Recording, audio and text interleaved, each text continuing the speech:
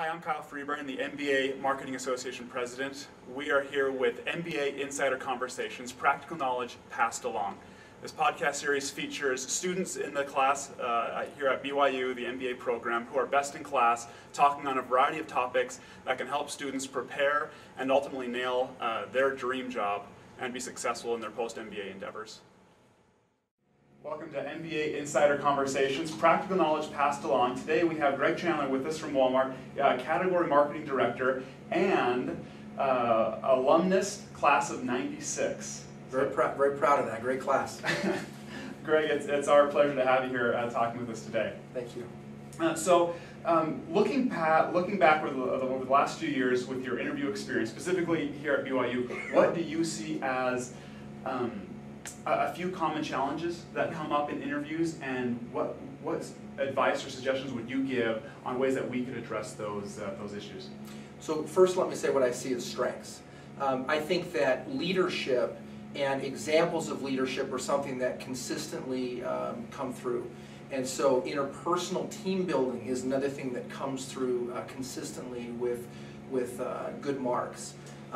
I think that the opportunities rest mostly around strategic thinking, where making sure that the students are framing things not simply from a consumer and a marketing research toolkit, but from a total business decision-making perspective, and understanding what the choices are that you have to make as a business leader and as a leader of strategy. That's the one area that I would say is most important. And then critical thinking is the other, which is, do they have the ability to make hard decisions, tough decisions, when it relates to people, when it relates to the business, and is there clear thinking about why they would make those decisions? Right. Wonderful. Thank you. Strategic thinking, critical thinking. It's hard to. How do you develop that? You hope you're born with that kind of stuff. But is there anything that you've seen in the past, or ways that you've seen people be able to shore up that those aspects? So part of it comes with having a knowledge of what's happening in the marketplace. And so if you're not reading the Wall Street Journal, if you're not reading the trade journals in the area that you're in, if you're not engaged in discussions in classrooms and not a passive observer, then doing more than being an observer, then I think you're missing out on the elements you have to have for those strategic discussions. Because you have to be able to interject and think for yourself. And if you're simply trying to catch up and learn what other people are talking about, you'll never be able to lead those conversations. So it starts by getting outside of what's happening in Provo and making sure that you know the trends that are affecting business in the industry that you're in. And then I think it's being able to have continual challenging conversations and not accepting whatever is told to you. So if something is told like, well, this would be good for that brand, maybe you see a campaign and it's always like marketing love, like, oh, it's a great campaign because I like it. Right. It's always challenging and using critical thinking to say, what was the objective of that ad? What's happening in the marketplace? Did it deliver actual results? Right. Did it create a change in market share?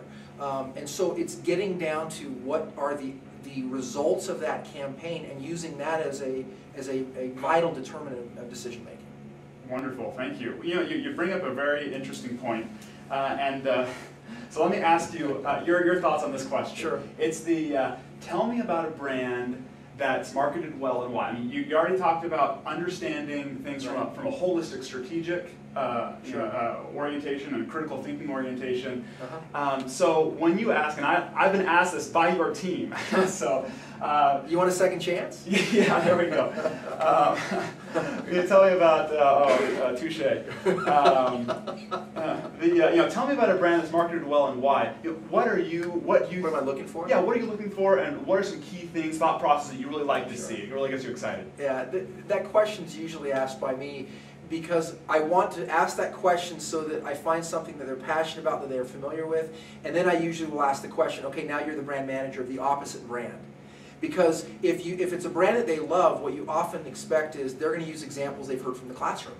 So maybe they've just talked about Apple iPods in the classroom and what made it a great marketing campaign. So if I ask the first question, what's a brand you love, and tell me about it, you're going to get that answer. Right. But if I say, okay, now you're Zune and you're Microsoft and you're competing against the Apple, now what do you do to be successful in that? What I want to know is, are you a marketer who's able to separate your personal passion or recent learnings about it and think strategically as a business leader to say, here's the broader issue in the category that we're facing. If they do this at Apple, here's how I'm going to respond at Microsoft. And so you're looking at, are they aware of the category and not just top of mind, what do they think about? Right. And then, again, how do you drive success in a competitive environment? And that's what we're trying to read in a question like that. Interesting.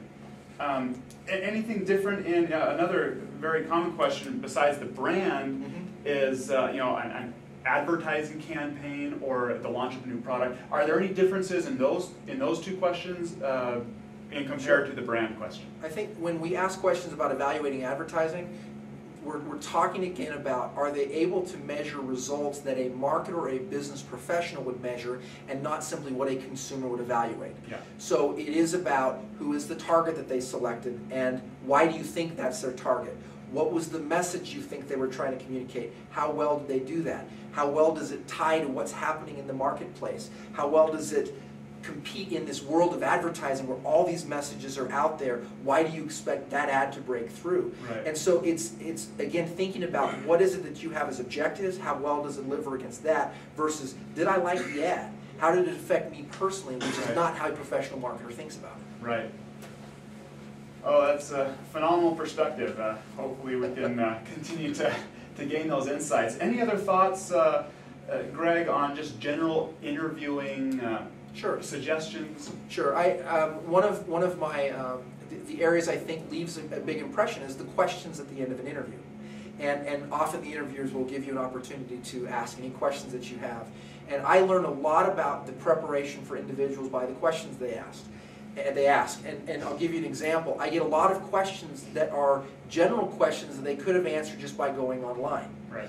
Or I get a question that's designed to kind of show off that they've learned something about the company and they're trying to tell me that they've learned about the company. And in both of those cases, I say that's kind of cursory. It's the beginning process, but it doesn't leave an impression with me that they're serious about the field or my company. Right. If you simply will state what your observation is of a marketplace and then ask a question about it, then that helps me to know that not only is it a question that is related to what's happening in the marketplace, but it shows me that you've thought about this and you really want to know what I think about it. An example would be, you might say, I've read a lot about what Walmart's doing in sustainability, but it seems like a lot of that, I don't know how it applies to your large stores, because in these big stores, if you're more sustainable, what are you going to do with all that space? So can you tell me, are there things that you're doing that address sustainability in maybe different formats or ways to approach different customers? That is a conversation that we're probably having at Walmart. Right. And so what you've done is you've now entered a conversation that's relevant to us at Walmart. It's almost as though, wait, have you been there? Right. Have you heard these conversations? Yeah. And so I would say that if you're able to go to the second level of question and not, so how do you like your job? What keeps you up at night? Yeah. What's hard about it? What do you think of Bentonville? Those kind of questions are fine. If you've got them, fine. But I wouldn't ask those in an interview. I'd ask those in a more casual setting. Wonderful. Well, thank you, Greg. Can't thank you enough for your time and giving us your thoughts and insights. You're welcome. Thanks, Kyle.